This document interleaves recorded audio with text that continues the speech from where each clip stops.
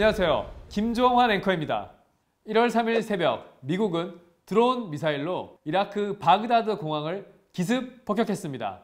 이번 공격은 이란 최고 정예부대인 혁명수비대 수장이자 이란에서 차기 대통령으로 거론될 만큼 이란 군부의 거물급 인사인 가셈 솔레이마니를 기습 살해하기 위해서였습니다.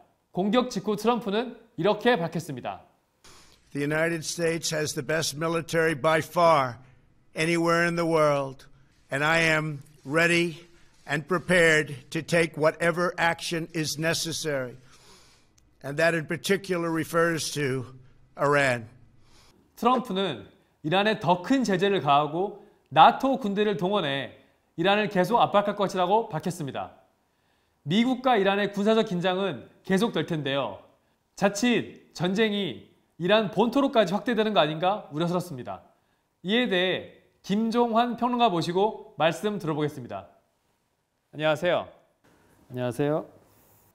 말씀하신 대로 미국은 이란을 공격하겠다는 위협을 여전히 계속하고 있습니다. 그래서 미국이 자칫 이란 본토를 공격할까 봐 아주 우려되는데요. 트럼프가 정말 이란 본토를 공격하면은 전쟁이 최소 4개국에서 5개국까지도 확대될 수 있는 것입니다. 그렇게 되면 그야말로 중동 전체가 전쟁에 휩싸이게 될 것으로 예상합니다. 그러면은 그 전쟁이 얼마나 큰 참사를 낳을지는 정말 가늠하기조차 어렵게 되는 거죠. 이라크와 이란에만 한국인이 2,000명 정도 거주한다고 들었는데요. 네, 맞습니다.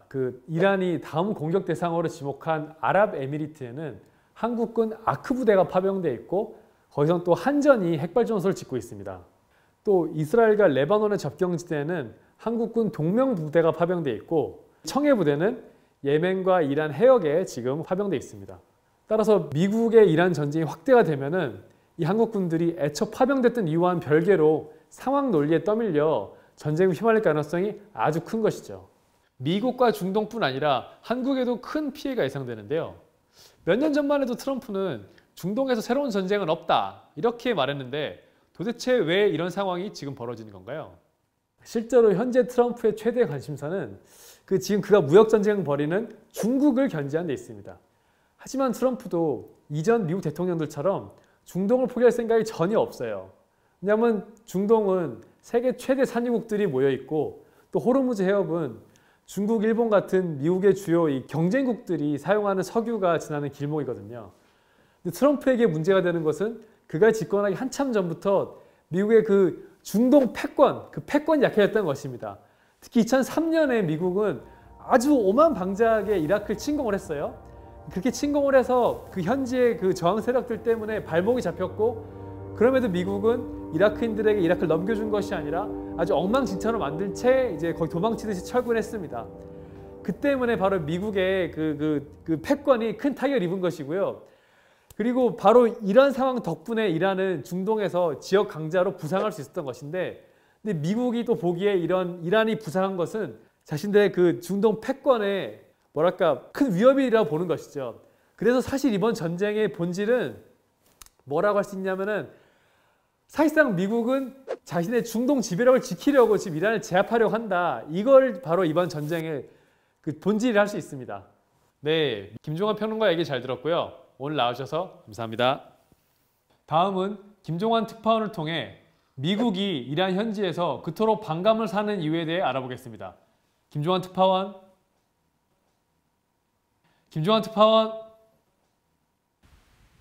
네, 이란 테헤란시에 나와 있는 김종환 특파원입니다. 흔히 이란이 미국을 싫어하는 이유에 대해서 종교적 이유를 많이 대지만 이는 순 엉터리입니다. 이란인들이 미국을 싫어하는 핵심 이유는 바로 정치적 이유입니다. 2차 대전 이후 미국은 이란 내정에 개입해 수많은 악행을 저질렀습니다.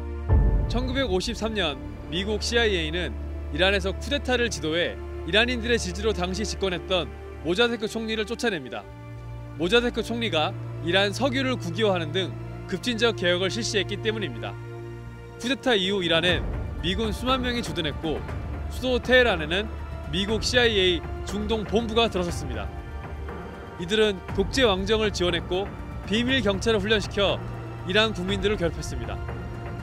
결국 1979년 이란에서 대중혁명이 일어납니다. 친미 왕정이 타도되고 현재 이슬람 공화국이 수립되었습니다. 얼마 후 이란은 이라크와 전쟁을 벌이는데 미국은 이라크를 지원했습니다. 8년을 끈 이 전쟁에서 무수한 사람들이 살해됐고 이로써 미국은 다시 한번 이란 국민들에게 강한 원한을 남기게 되었습니다. 이란 테헤란시에서 특파원 김정환이었습니다. 미국은 이라크 침공을 정당화하기 위해 지금까지 이슬람을 통째로 적대시하는 정책을 취하고 있죠. 이런 미국의 태도도 이란인들의 원망을 사는데 큰 몫을 하고 있습니다. 중동에서 미국의 세력이 약해졌지만 트럼프는 중동 지배를 포기할 생각이 전혀 없는 것으로 보이는 미국인데요.